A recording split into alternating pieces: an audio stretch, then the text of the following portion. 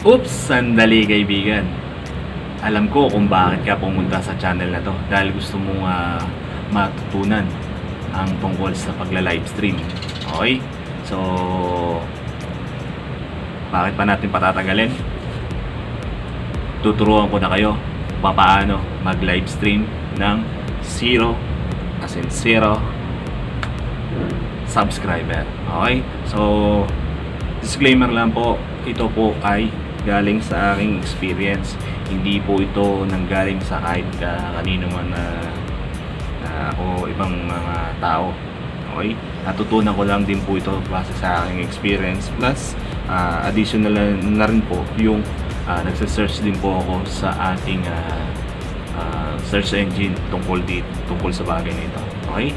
So, isi-share ko po sa inyo kung paano makapag live stream or LS ng zero subscriber.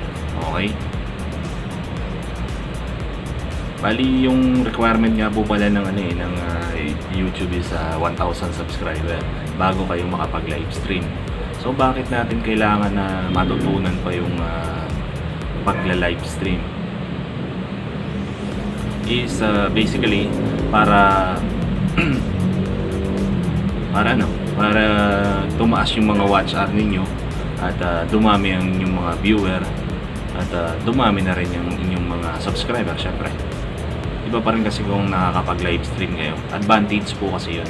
Parang hindi po lahat ng mga YouTuber tinuturo po itong klase ng tutorial nito dahil nga po ayaw nila na, syempre alam nyo na, yung mga LS nag-aagawan po ng mga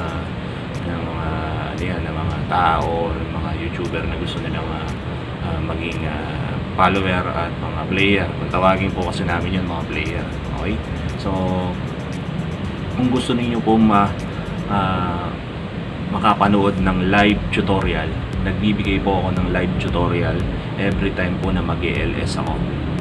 Pag nag-live stream po ako, nagbibigay po ako ng tutorial. Depende na lang po yung kung anong LS ang aking pupukosan, kung tungkol sa pagpapataas ng live stream o pagpapataas ng watch hour or pagpapataas ng view. Okay? So umpisa na po natin. Tuturuan ko po kayo ng simpleng paraan kung paano makapag live stream gamit ang inyong mga cellphone. Okay? Sana po natin. Okay. Tuturuan ko ngayon kung paano mag-download ng ating Streamlab. Yan po ang ating Streamlab. Kung paano po kayo makakapag live stream ng zero subscriber pa lang or wala pa po kayong ka-subscriber. Okay? Ang gagawin po natin ay i-download po natin siya dito sa ating Play Store. So da-download niyo po sa Play Store. So ngayon pupunta po tayo ng Play Store. Okay, punta muna po tayo ng Play Store.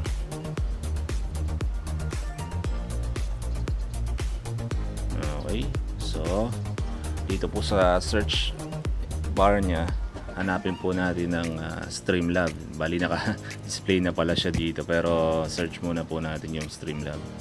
Okay, so Streamlab, in case man po na hindi po siya nakalabas. Okay, so Streamlab po yung tatype ninyo.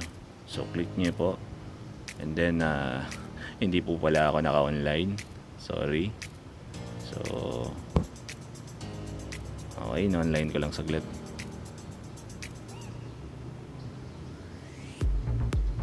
Okay, naka-online na po tayo. So ulitin natin.